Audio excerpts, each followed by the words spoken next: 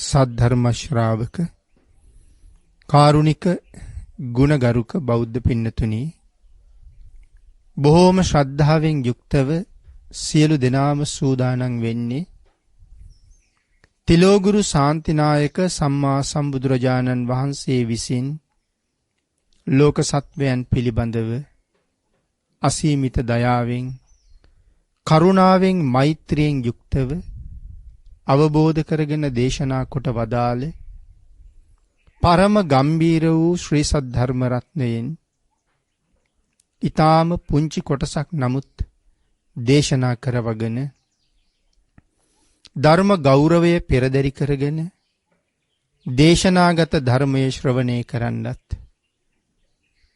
එසේ ධර්ම ශ්‍රවණය කිරීමෙන් ලැබෙන අවවාද අනුශාසනා තම තමන්ගේ ජීවිතවලට එකතු කරගෙන වඩාත් නිවැරදි මෙලව ජීවිතයක් සකස් කරගන්නත් නිවැරදි වුණ මෙලව ජීවිතයක් තුලින් සුගතිගාමී වූ පරලොව ආයති භවයකින් සැනසෙන්නත් අවසානයේ ප්‍රාර්ථනා කරන බෝධීන් සැප සහිත ප්‍රතිපදාවෙන් ඊ타ම ඉක්මන් භවයක උතුම් චතුරාර්ය සත්‍ය ධර්මය අවබෝධ කරගෙන මේ සංසාරෙන් එතර වීමේ බලාපොරොත්තු ඇතුව ඒ උතුම් බලාපොරොත්තු උතුම් ප්‍රාර්ථනා ධර්ම දානානිසංසයත් ධර්ම ශ්‍රවණානිසංසයත් හේතු වීම තුලින් වහවහ මුදුන්පත් වේවා කියලා ප්‍රාර්ථනා කරනවා. පින්නතුනි, අද ධර්මදේශනාවේ මාතෘකාව හැටියට මම යොදා ගන්න කල්පනා කළේ ධම්මපද පාළියේ බුද්ධ වර්ගයේ සඳහන් වන තවත් එක ගාථා රත්නයක්. සුකෝ බුද්ධානං උප්පාදෝ සුඛා සද්ධම්ම දේශනා සුඛා සංගස්ස සාමග්ගී සමග්ගානං තපෝසුකෝ. බුදුවරුන්ගේ උපත සැපයක්, ධර්මයේ දේශනා කිරීමත් සැපයක්, සංඝයාගේ සමගියත් සැපයක්, සමගි වූවන්ට තපස සැපයක්. මේ ගාථා රත්නයේ සරල තේරුම. බොහෝ භික්ෂූන් වහන්සේලා පිරිසක් අරමුණු කරගෙන සවැත් නුවර දෙව්රම් විහෙරෙදී භාග්‍යතුන් වහන්සේ මේ ගාථා රත්නයේ දේශනා කොට වදාළා. ඒ කොයි වාගේ අවස්ථාවකද? සවැත් නුවර ජේතවනාරාමේ 500ක් පමණ භික්ෂූන් වහන්සේලා රැස් වුණ තැනක උන්වහන්සේලා අතර මෙන්න මේ විදිහේ කතා බහක් ඇති වුණා. මේ ලෝකේ සැපවත්ම දේ මොකද්ද? නැත්නම් ලෝකේ සැප කියන්නේ මොනවටද? මේ වගේ කතා බහක් තමයි ඇති වුණේ. රජ කුලයෙන් පැවිදි වෙච්ච රාජකුමාරවරු ඇතුළු අය උන්වහන්සේලා සඳහන් කළා ලෝකේ සැපවත්ම රජ සැපයයි කියලා. උසස්ම සැපයක් තියෙන්නේ රජකම තුල. රජෙකුට තියෙන සැපේ තමයි ලෝකේ උසස්ම සැපේ. එතකොට කම් සැප විඳ විඳ ඉඳලා පැවිදි වෙච්ච අය සඳහන් කළා නෑ ලෝකේ උසස් සැපේ කාම සැපයයි. ඊළඟට පින්නතිනේ රස බොජුන් වළඳ වළඳ ඉඳලා පැවිදි වෙච්ච අය සඳහන් කළා නෑ ලෝකේ උසස්ම සැපේ නම් ප්‍රණීත භෝජන වළඳන එකයි. ඉතින් මේ සාකච්ඡාව ළඟට අපේ බුදුරජාණන් වහන්සේ වැඩලා මේ 500ක් තරම් භික්ෂුන් වහන්සේලාගෙන් ඇහුවා මහණෙනි මොකද්ද සාකච්ඡාව? ස්වාමීනි මේ ලෝකේ උතුම්ම සැප මොනවද කියලා අපි කතා කළා. කියලා ඒ අය සැපයි කියලා සඳහන් කරපු දේවලුත් බුදුරජාණන් වහන්සේට මතක් කළා. රජ සැපය, කම් සැපය සහ ප්‍රණීත භෝජන සැපය. භාග්‍යතුන් වහන්සේ දේශනා කළා නෑ මහණෙනි. ওই දේවල් එකක්වත් සැප නෙමෙයි. ලෝකේ උසස්ම සැපය මෙන්න මේ දේවලුයි කියලා භාග්‍යතුන් වහන්සේ අර ගාථා රත්නේ දේශනා කළා. එතකොට මේ තියෙන්නේ නිවන් සැපයට පල්ලෙහි. ඒ කීවේ යමෙකුට නිවන් සැපය ලබන්න නම් ඒ උතුම්ම සැපයට යන්න නම් මේ කාරණා ටික තියෙන්න ඕනේ. මොකද්ද දේශනා කළේ මුලින්ම? සුකෝ බුද්ධානං උප්පාදෝ. බුදුවරුන්ගේ උපත සැපයක්. පින්නතුනි, බුදුවරු ලෝකේ පහළ වෙන්නේ ඊ타ත්ම කලාතුරකින්. ඔබ අහලා තියෙනවා. බුදුවරු නිතර පහළ වෙන්නේ නැහැ. ඇයි බුදුරජාණන් වහන්සේලා ලෝකේ නිතර පහළ වෙන්නේ නැත්තේ? එක කාරණාවක්. ලෞතර බුදු බව වෙනුවෙන් පාරමිතා පුරන උතුමන්ගේ තියෙන දුර්ලභ බව. පාරමිතා පුරන්න අය අඩුයි. ඒ පාරමිතා පුරන්න අය අඩු. බුද්ධත්වයේ ඒ තරම්ම දුර්ලභයි. ඒ තරම්ම අපහසුයි. මුදුන්පත් කරගන්න බෑ. අග්‍ර ශ්‍රාවක වෙන්නෙත්, 80 මහා ශ්‍රාවක වෙන්නෙත්, පසේ බුද්ධත්වයේ ලබන්නෙත් පාරමිතා පුරපුතුමා. ලෞතර බුද්ධත්වයේ වෙනුවෙන් පිරිය යුතු පාරමිතා ප්‍රමාණය ඊටාම ඉහළයි. අපේ බුදුරජාණන් වහන්සේ මහා කල්ප අසංඛ්‍ය 4කුත් ලක්ෂ 1ක් ලෞතර බුදුබව වෙනුවෙන් නියත විවරණයෙන් පස්සේ පාරමිතා පූර්ණේ කළා. මහා කල්ප අසංඛ්‍ය 4ක්.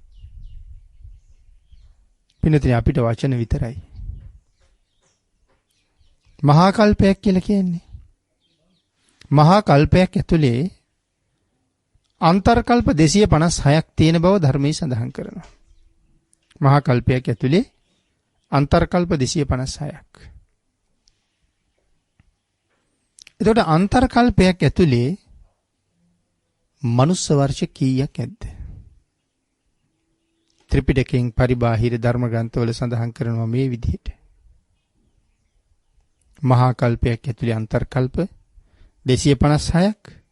එක අන්තර්කල්පයක් ඇතුලේ මනුස්ස වර්ෂය අසංඛ්‍ය 86,40,000ක්. මනුස්ස වර්ෂය අසංඛ්‍ය 86,40,000ක් විතර තියෙනවා කියලා. එතකොට අසංඛ්‍ය 86,40,000 ඒවා 256ක් තියෙනවා ඔය කියන මහා කල්පයේ ඇතුලේ. එතකොට තේරෙනවද කොච්චර කාලයක්ද කියලා? මනුස්ස වර්ෂයෙන් අවුරුදු අසංඛ්‍ය 86,40,000 ඒවා 256ක් මහා කල්පයේ ඇතුලේ තියෙනවා. අපේ මහා බෝසතාණන් වහන්සේ නියත විවරණයෙන් පස්සේ මහා කල්ප අසංඛ්‍ය 4කුත් ලක්ෂ 1ක් ලෞතර බුදු බව වෙනුවෙන් පාරමිතා පුරනවා. වැටහෙනවා නම් මේ කාරණාව. පින්නතුනි, මොන තරම් දුකක් ඔබ වෙනුවෙන් මම වෙනුවෙන් මේ මහා පුරුෂයාණන් වහන්සේ විඳලාද? අපට නිකම්ම බුදුහාමුදුරුව විතරයි ලෞතර බුදු බව ලබන්න කරලා තියෙන කැපකිරීමේ තරම. අපි කවදනම් ගණන් කරලා ඉවර කරන්නද මේ අවුරුදු ගාණක් හැටියට බැලුවොත්? නැත්නම් මහා කල්ප අසංඛ්‍ය 4ක්. මහා කල්ප 1යි 2යි 3යි 4යි කියලා මහා කල්ප අපි ගණන් කළත් කී කාලයක් යයිද? ඒක ගණන් කරන්න.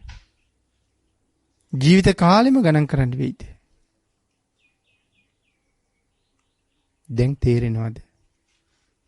බුදු කෙනෙක් ලෝක සත්වයාට අනුකම්පා කරනවද කොච්චර?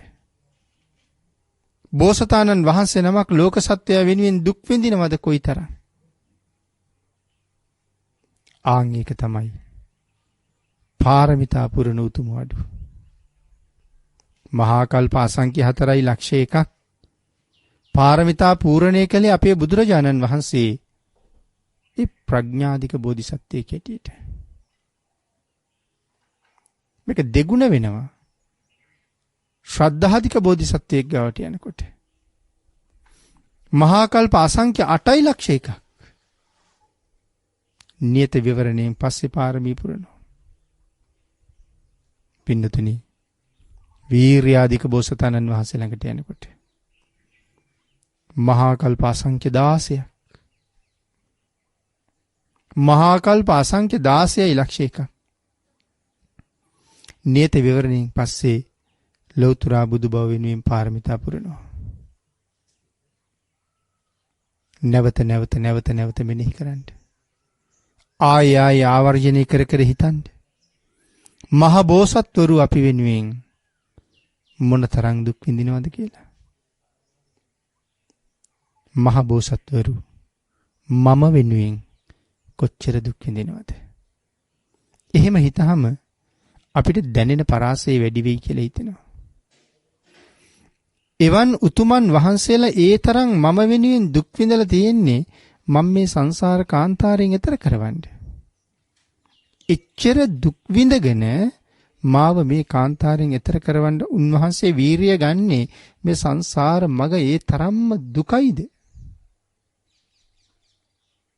හිතලා බලන්න. බුද්ධත්වයෙන් පස්සේ ඔබට මට ධර්ම දේශනා කරලා ඒ දේශනාවෙන් පැහැදිලි කළා මේ සංසාරේ හරි භයානකයි. මේ සංසාරේ හරිම දුක්ඛදායකයි. වහ මේ සංසාරයෙන් එතර වෙන්න කියලා. ඒ සඳහා වීරිය වඩන්න කියලා. ඒ සඳහා ගුණ පුරන්න කියලා. පාර පෙන්නවා. මෙන්න පාර. සංසාරයෙන් එතර යන පාර මෙන්න. මේ මාර්ගයේ ගමන් කරන්න. වහ සංසාරයට පිටුපාන්න. සංසාරේ භයානකයි. ලෞතර බුදුරජාණන් වහන්සේලා ලෝකේ පහළ වෙන එක ලෝක සත්වයාට කොයි තරම්නම් සැපයක්ද? බුදුවරුන්ගේ පහළවීම ලෝකයට මහත් වූ සෙතක්. මහත් වූ සෙතක්. ලෞතර බුදුරජාණන් වහන්සේලා පහළ වෙලා සත්වයා සංසාර කාන්තාරයෙන් එතර කරනවා. සත්වයා සංසාර කාන්තාරයෙන් එතර කරනවා කියලා කියන්නේ සත්වයා නිවන් දක්වනවා. නිබ්බාණං පරමං සුඛං කියලා ධර්මයේ දේශනා කරපු උතුම් නිවන් සැපේ ලැබෙන්නේ ලෞතර බුදුරුන්ගේ පහළවීමත් එක්ක. ආංගික නිසා බුදුපත සැපයක්. මේ ලෝකේ ඉහළම සැපයක්. කලාතුරකින් පහළ වෙනවා.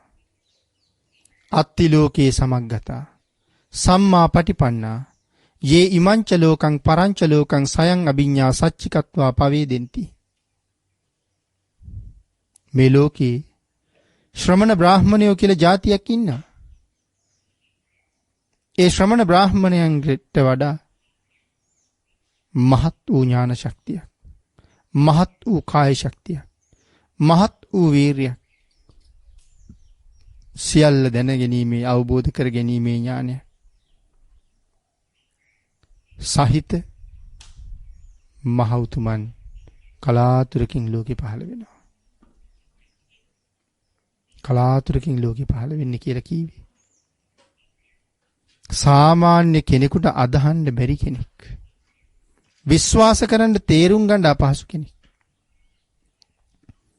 සකල විශ්ව ධාතුවම දන්නවා. ඒ මහෞතුමන් වහන්සේලා නොදන්න දෙයක් නැහැ. යාවතකං ඥානං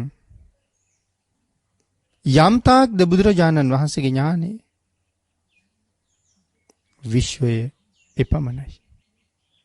විශ්වය යම් පමණක්ද හිතන්න. නිමක් නැති විශ්වය යම් පමණක්ද බුදුරජාණන් වහන්සේගේ ඥානෙ එපමණයි. ඥානය යම් පමණක්ද විශ්වය පමණයි. විශ්වය යම් පමණක්ද ඥානය පමණයි. මේ විශ්ව ධාතුවේ උඩින් යටින් සරසින් නොදන්නා දෙයක්, නොදකින්න දෙයක්, නොතේරෙන දෙයක් බුදු කෙනෙකුට නැහැ. සියල්ල දැන අවබෝධ කරගෙන යථාර්ථයෙන් නිවැරදිව දේශනා කළා. ඒ බුද්ධ දේශනාව කාටවත් වෙනස් කරන්න බෑ. කාටවත් අඩුපාඩු හදන්න බෑ. කාටවත් වෙනස් කරන්න දෙයක් එහි ඉතුරු නෑ. කොතනවත් අඩුපාඩු තියලා නෑ. මනාව දේශනා කළා, මනාව පනවලයි තියෙන්නේ. ආයේ මේ ලෝකේ තව කෙනෙකුට ඇලපිල්ලක් ඉස්පිල්ලක්වත් කුරුටු ගාලා ඉවත් කරන්න ඉතුරු කරලා නැහැ. එවන් වූ නිර්මල ධර්මපරියාය යමෙක් තමන්ගේ ජීවිතයට එකතු කරගන්නවා නම් ආන් එවන් අය මේ සංසාරේ දිනන අය. සුඛා සද්ධම්ම දේශනා, ධර්මයේ දේශනා කිරීමම සැපයක්. ලෞතර බුදුරජාණන් වහන්සේලා පහළ වීම සැපයක්. පහළ වුණ ලෞතර බුදුරජාණන් වහන්සේ අවබෝධ කරගත්ත ධර්මය ලෝක සත්වයාට අනුකම්පාවෙන් දේශනා කිරීම සැපයක්. භාග්‍යතුන් වහන්සේ ධර්මයේ දේශනා නොකළොත් කාලාන්තරයක් බුදු උපතක් බලාගෙන හිටපු අයට මොනවා වෙයිද? අපේ බුදුරජාණන් වහන්සේ බෝධි මූලයේදී වැඩ ඉඳගෙන තමන් වහන්සේ අවබෝධ කරගත්ත මේ ගැඹුරුතම වූ ධර්මය, ලෝකේ සදාතනික සත්‍ය, රාගයෙන් රත් වෙච්ච, ද්වේෂයෙන් මත් වෙච්ච, මෝහයෙන් මුලා වෙච්ච සත්වයාට දේශනා කළාට ඔවුන්ට වැටහෙයිද කියලා සැකයක් භාග්‍යතුන් වහන්සේට ඇති වුණා. ඒ කාරණාව දැනගත්ත මහා බ්‍රහ්මයා වහාම භාග්‍යතුන් වහන්සේ ළඟට ආවා. සඳහන් කරනවා දෙව්ලොව බඹලොව කැළඹුණා කියලා. අපි ඉවරයි භාග්‍යතුන් වහන්සේ ධර්මයේ දේශනා කළේ නැත්නම් අපි ඉවරයි. දෙවියෝ එහෙම ගෝසා කළා කැළඹුණා කියලා කියන්නේ. බුදුරජාණන් වහන්සේ ළඟට ඇවිල්ලා දකුණු දන මඩල බිම තියලා වම් දන මඩල මතින් වම් බැලමිට තියලා දොහොත් මුදුන් දීලා වැඳගෙන බුදුරජාණන් වහන්සේට ආරාධනාවක් කරනවා. ස්වාමීනි භාග්‍යතුන් වහන්සේ, ලෝක සත්‍යයට අනුකම්පා කරනසේක්වා. ඒ ගැඹුරු ධර්ම පරියාය තේරුම් ගන්න පුළුවන්, අවබෝධ කරගන්න පුළුවන් ප්‍රඥාව තියෙන සත්වයෝ ලෝක ධාතුවේ ජීවත් වෙනවා. ඔවුන් මේ ධර්මය අවබෝධ කරනවා. ස්වාමීනි, ඔවුන්ට අනුකම්පා කරනසේක්වා. ධර්මයේ දේශනා කරනසේක්වා. එහෙම ආරාධනාවක් කරාම භාග්‍යතුන් වහන්සේ දේශනා කළා. මහා බ්‍රහ්මයේ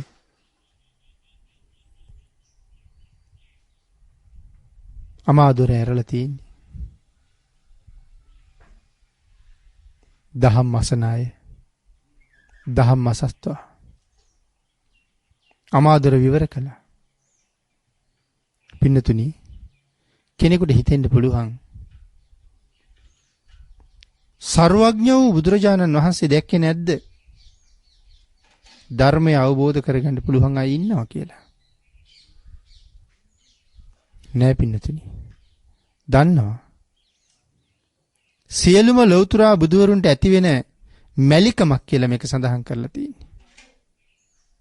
නමුත් මේ මැලිකම තත්පර ගානක්වත් තියෙන්නේ නෑ. අපාරුතා තේසං අමතස්ස ద్వාරා අමාදුර ඇරියා. තත්පර ගානක්වත් මේ මැලිකම තියෙන්නේ නැතුව නැවත මොහොතින් දහම් දේශනා කරන්න හිතනවා.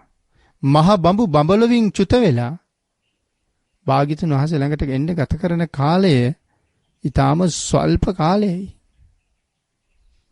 එහි පිල්ලම් ගහන මාත්‍රයට වගේ එනවා. නමුත් ඒ එනකොටත් භාග්‍යතුන් වහන්සේ දහම් දෙසන්න තීරණය කරලා ඉවරයි. ඒකයි දේශනා කළේ අමාදොර ඇරියා. සදහැත්තු සදහැ මුදත්වා. පින්නතුනි එදා දේශනා කරපු ධර්මයේ ලෝක සත්වයා වෙනුවෙන් අදත් මේ ලෝක තලයේ ජීවමානව වැඩ ඉන්නවා. අදත් වැඩ ඉන්නවා. අදත් ලෝකයා ධර්ම ශ්‍රවණය කරනවා. අදත් සත්වයා දහමින් සැනසෙනවා. ජීවිත ගැටලු වලට විසඳුම් ධර්මයේ තුලින් ලබනවා. සංසාර රෝගයේ ධර්මයේ නැමැති ඔසුවෙන් සුවපත් කරගන්නවා. දහම නිසා මෙලව පරලොව දෙකම සැනසෙනවා. සතර අපායෙන් මිදෙන මඟ, සංසාරයෙන් එතර වෙන මඟ භාග්‍යතුන් වහන්සේ අවබෝධ කරගත්ත ප්‍රමාණය බුදුරජාණන් වහන්සේගේ අනුකම්පාවට අනුව අපිට ලැබෙන්න තීරණය කළ ප්‍රමාණය අපිට ලැබිලා තියෙනවා. අපිට අවශ්‍ය ප්‍රමාණය භාග්‍යතුන් වහන්සේ සංග්‍රහ කරලා තියෙනවා. අදිෂ්ඨාන කරලා තියෙනවා. මේ ධර්ම රත්නයට පුළුවන් අවුරුදු කෝටි ප්‍රකෝටි ගාණක් මේ සංසාරේ අසංඛ්‍ය අප්‍රමාණ ගාණක් සසරේ මම විඳපු නිමක් නැති මහ දුක්ඛන්දරාවල් සියල්ල නිමා කරන්න. අනාගතේ සංසාරේ අතීතයේ විඳපු දුක නිමා කරවන්න. නැවත විඳින්න නොදෙන්න. අනාගතයට කරුම රැස් නොකරවන්න. මේ ධර්ම රත්නයට අදත් පුළුවන්. මිනිස්යන්ට ජීවිතේ මූණ පාන්න තියෙන දුක් කරදර කම්කටොළු කොපමණද කියන කාරණාව සමාජය තුළ හැසිරෙනකොට ඕන තරම් අහන්න දකින්න ලැබෙනවා. ජීවිතේ විනාශ කරගන්න හිතෙන තරම් මහා කරදර කම්කටොළු පීඩාවල් තියෙනවා. දරා ගන්න බැරුව වටිනා මනුස්ස ජීවිතය නිකරුණේ විනාශ කරලා දානවා. නමුත් ඒ හැම කෙනෙකුටම විසඳුම මේ ධර්ම රත්නය තුල තියෙනවා. සතර අපායේ උපදින එකට විසඳුම තියෙනවා. දිව්‍ය ලෝකෙ උපදින්න මඟ පෙන්නලා තියෙනවා. උතුම් නිවනට යන්න අපූර්වට පාර පෙන්නලා තියෙනවා. සුගතියෙන් සුගතියට යන්නත්, සදාකාලික සුවයෙන් සැනසෙන්නත්, සතර අපායෙන් ගැලවෙන්නත් ධර්ම රත්නය අපිට මඟ කියනවා. ආන් එවන් වූ උත්තම ධර්මය ලෝකයට දානය කිරීම සැපයක්. ධර්මය නොලැබුණා නම්, භාග්‍යතුන් වහන්සේ දේශනා නොකළා නම් මේ ටික අපි මේ සංසාරේ කොහෙද?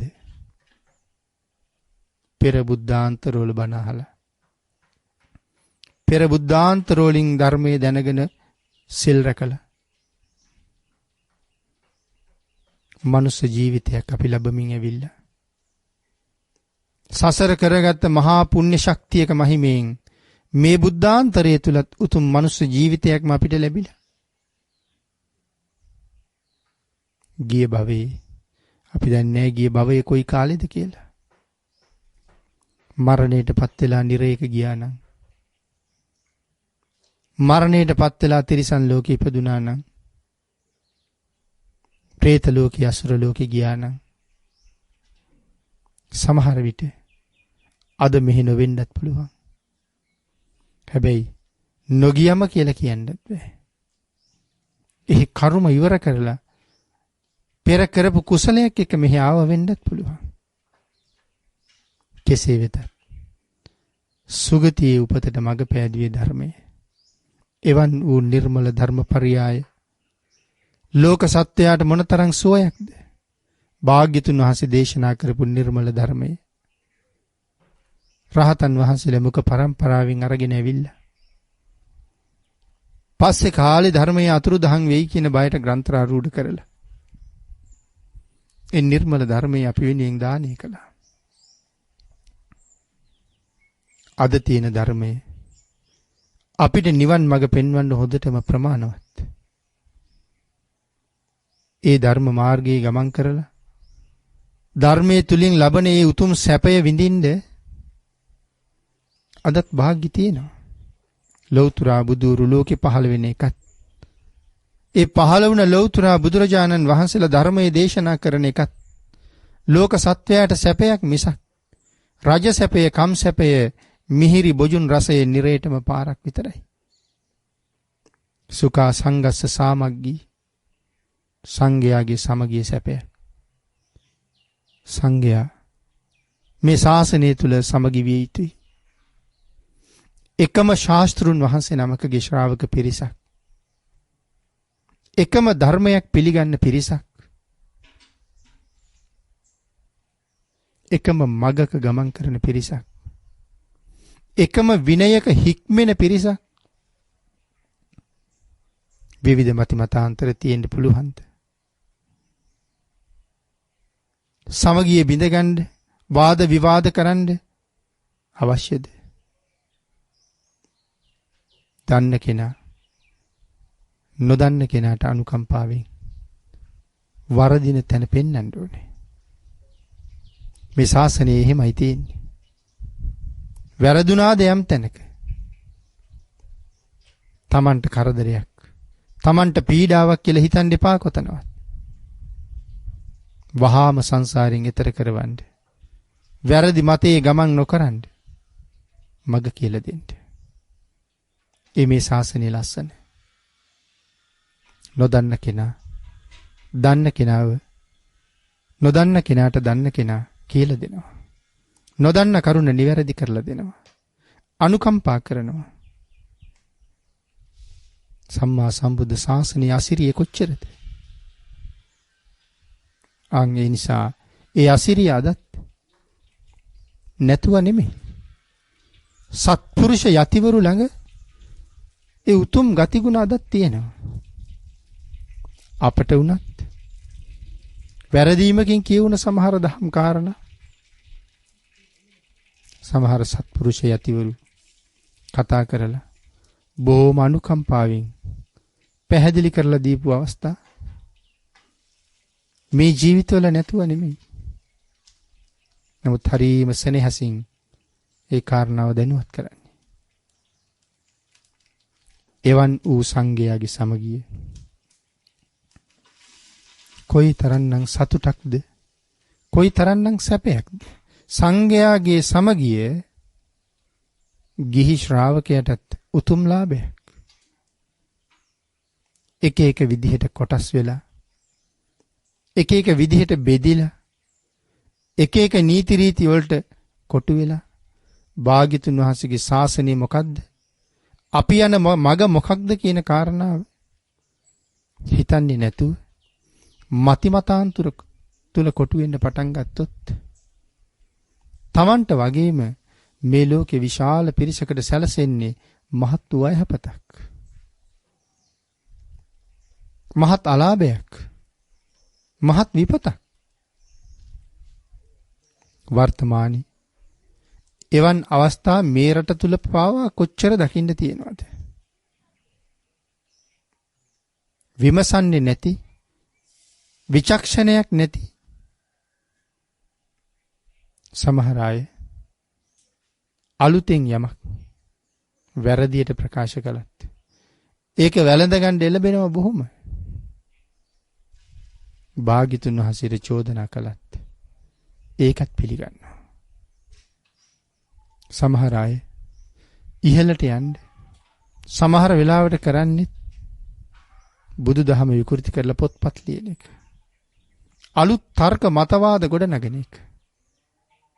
සමාජයේ කැපී පෙනෙන්න, බලාපොරොත්තු වෙන තැනින් ඉහළට එන්න ඒ තත්වයට අද අපිපත් වෙලා. නමුත් සංඝයාගේ සැපය, සංඝයාගේ සමගිය එක විදිහටම තියෙනවා නම් ශ්‍රාවකයාට මොනතරම් යහපතක් වෙනවද? වර්තමානයේ ඒ කාරණාවත් මදක් බිඳි බිඳි යනවා වගේ හැඟෙනවා. ඉතින් ඒක නිසා ඒ උතුම් සහනයක්, උතුම් සුගතියක්, ඒ අවස්ථාව මගහැරමින් සමහරලාට පවතිනවා. පින්නතුනි, අවසානට දේශනා කළා සමග්ගානං තපෝ සුකෝ සමගි වූවන්ට සමගිය සැපයක්. සමගි වූවන්ට තපස සැපයක්. සමග්ගානං තපෝ සුකෝ. සමගි වූවන්ට කියලා සඳහන් කළේ එකම අදහස දරන, එකම ධර්මයක් තුල කීකරුණ, එකම ශාස්ත්‍රූරයගේ ශ්‍රාවකයෝ වෙච්ච, එකම නීතියක් තුල, එකම විනයක් තුල ශික්ෂණය ලබාපු පිරිසක් මේ ලෝකේ ජීවත් වෙනවද? ආන්ගේ එකම සිතුවිලි, එකම අදහස්, එකම දහමක්, එකම මගක් තුල යන අය මන සමගි. ආන්ගේ සමගි වූවන්ට තපස සැපයක්. ඒ සමගි වූවන්ට තපස සැපයක්. සමගි වූ අය වාද ભેද නැති අය. එතකොට සමගි වූ අය කෙලස් තවමින් සංසාරයෙන් එතර වීම එකම අරමුණ බවට පත් කරගත්ත අය. ආන්ගේ අරමුණ ජයග්‍රහණය කරගන්න. ඒ අරමුණ මුදුන්පත් කරගන්න. ඊටාම සමගියෙන් කටයුතු කරනවා. භාග්‍යතුන් වහන්සේගේ කාලේ බොහෝ භික්ෂුන් වහන්සේලා කණ්ඩායම් වශයෙන් කමටහන් අරගෙන දුර ඈත ප්‍රදේශවලට ගිහිල්ලා කර්මස්ථාන දියුණු කළා. ඒ කර්මස්ථාන දියුණු කරනකොට යම් තැනක වරදිනවද? අඩුපාඩු වෙනවද? බාහිර ගැටලු වෙනවද? සමහර වෙලාවට සමගිව සාකච්ඡා කළා. අඩුපාඩුව නිරවුල් කරගත්තා. Tamanට විසඳ ගන්න බැරි නම් ආපහු භාග්‍යතුන් වහන්සේ මුණ ගැහුණා. නැවත අවවාද අනුශාසනා ලැබුවා. ඒ අවවාදී අනුශාසනාවේ ඵලයක් හැටියට උතුම් නිවන් මාර්ගයේ විවෘත කරගන්න අවස්ථාව හැම වෙලාවෙම හදාගත්තා. සමගි වූවන්ට තපස සැපයක්. ඒ තපස තුල තමන්ගේ සසර මඟ කෙරවල කරන්න ඊටාම සන්තෝෂයෙන් කටයුතු කරගත්තා. උනන්දුවෙන් කටයුතු කරගත්තා. එක් සිත් ඇති අයට කෙලස් මැඩීම ඊටාම පහසුයි. ඒකම අරමුණක හැමෝම ඉන්නේ. හැමෝගෙම අරමුණ කෙලස් සතුරා පරාජය කරන එක. එහෙමනම් සතුරට පහර දෙන්න සූදානම් වෙන්නේ එකම වගේ උනන්දුව තියෙන පිරිසක්. එකම වගේ උනන්දුව තියෙන පිරිසක්. එකම ශාස්ත්‍රුන් වහන්සේ නමකගේ ශ්‍රාවක පිරිසක්. එකම ශාස්ත්‍රුන් වහන්සේ නමක් මෙහෙයවපු පිරිසක්. එකා වගේ වැඩ කරන පිරිසකට සතුරා පරාජය කරන එක මොනතරම් පහසුවෙන් කරන්න පුළුවන්ද? ආන්ගේ නිසා සමගි වූවන්ට තපස සැපයක්. කෙලස් සතුරා විනාශ කරන්න. ඒ සමගිය හරි වටිනවා. සියලු දෙනාම එකම විදිහට සීලයට ගරු කරනවා නම්, සියලු දෙනාම එකම විදිහට විනයට ගරු කරනවා නම්, සියලු දෙනාම එකම විදිහට බුද්ධ ප්‍රඥප්තියින්ට ගරු කරනවා නම්, හැමෝම එකම විදිහට සංවර නම්, එක විදිහට සූරු පොරවනවා නම්, නිසි වෙලාවට දන් වළඳනවා නම්, නිසි වෙලාවට වතපිළිවෙත කරනවා නම්, මේ සියල්ල මනාව සම්පූර්ණ වෙනකොට එතන ඉන්නවනම් ඒකට විරුද්ධ කෙනෙක්, අකමැති කෙනෙක්, පටහැනි අදහස් දක්වන කෙනෙක්, ඒ අයට එතන වැඩි රැඳෙන්න පුළුවන් කමක් නැහැ. එවන් අය මෙතනින් ඉවත් වෙලා යනවා. එහෙම නැත්තම් සමහරලාට එවන් මතදරන අය මෙවන් පිරිස් ළඟ තමන් ළඟ තිබිච්ච දුර්මත දුරු කරලා සුමගට එන්න බොහොම ඉක්මනට පාර හදා ගන්නවා. වැඩි පිරිසක් යහපත් මග යනකොට අනික් අය ඒ මගට එකතු වෙනවා. සමගි වූවන්ට තපස සැපයක්. එම්නම් කාරණා හතරක් අපි සඳහන් කළා. බුදු උපත සැපයක්, ධර්ම දේශනයේ සැපයක්, සංඝයාගේ සමගිය ලෝකයට සැපයක්. සමගි වූවන්ට තපස සැපයක්. මේ කාරණා හතර තුලින් මේ සසර ගමන වහවහ කෙරවල කරන්න හරි පහසුයි. වීරියවන්තයන්ට ප්‍රඥාවන්තයන්ට ඒක කරන්න හරි පහසුයි. එහෙමනම් ෂණ සම්පත්. මොනවද ෂණ සම්පත් කියලා කියන්නේ? ෂණ සම්පත් කියලා කියන්නේ බුද්ධෝත්පාදයක ඉපදෙන්න ලැබෙන එක. නිර්මල ධර්ම රත්නේ ශ්‍රවණය කරන්න ලැබෙන එක. බුද්ධෝත්පාදයක ලැබිච්ච මනුෂ්‍ය ජීවිතය. බුද්ධෝත්පාදයේ ෂණ සම්පත් වලින් එකක්. බුද්ධෝත්පාදයක ලැබිච්ච මනුෂ්‍ය ජීවිතයේ ෂණ සම්පත් වලින් එකක්. ඒ විතරක් නෙමෙයි. ලෞතර බුදුන් දේශනා කරපු ධර්මයේ ශ්‍රවණය කරන්න ලැබිලා තියෙනවා නම් ඒක ශ්‍රවණ සම්පත් වලින් එකක්.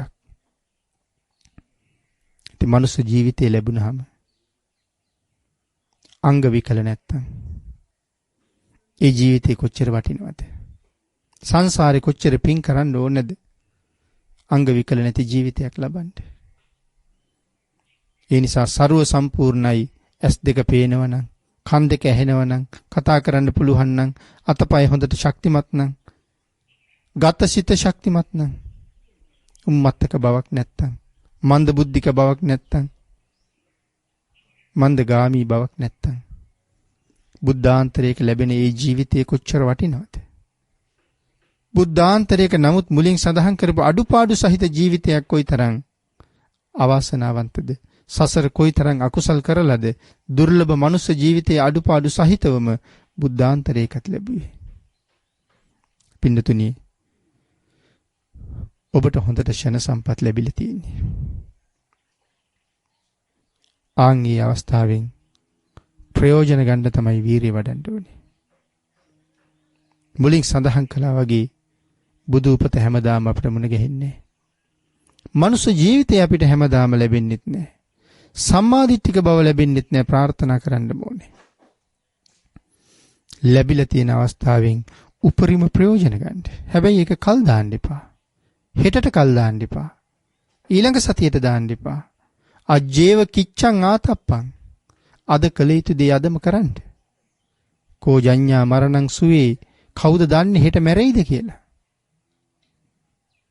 ආන්ගේ කාරණාව හැම වෙලාවෙම ජීවිතයට එකතු කරගන්න. අද කළ යුතු දේ අදම කරන්න වීරිය වඩන්න. පස්සේ ලෙඩ වෙලා එක්තැන් වෙලා මේ වාගේ කුසල ධර්මයන් මට කරගන්න තිබුණා, නමුත් කරගන්න බැරි වුණානි කියලා එදාට පසුතැවිල්ලකට භාජනය වෙන්නේ නැතුව ජීවිතේ ගෙවපු හැටි හිතලා සතුටු වෙන්න පුළුවන් තැනකට ඔබේ ජීවිතය ඔබ අරන් යන්න. අකුසලයෙන් ඈත් කරලා කුසලයේ තුල පිහිටවලා ඔබ ඔබේ ජීවිතයේ ඉස්සරහට අරන් යනවනම් ඔබ හොඳ රියදුරෙක් වගේ. ඒ නිසා මේ ජීවිතයේ සංසාරෙන් එතරටම යනකම් මෙහෙවන්න ඔබට තුනුරුවන්ගේ ආශිර්වාදයෙන් ශක්තිය, ධෛර්යය, වාසනාව උදා වේවා කියලා ආශිර්වාද කරනවා.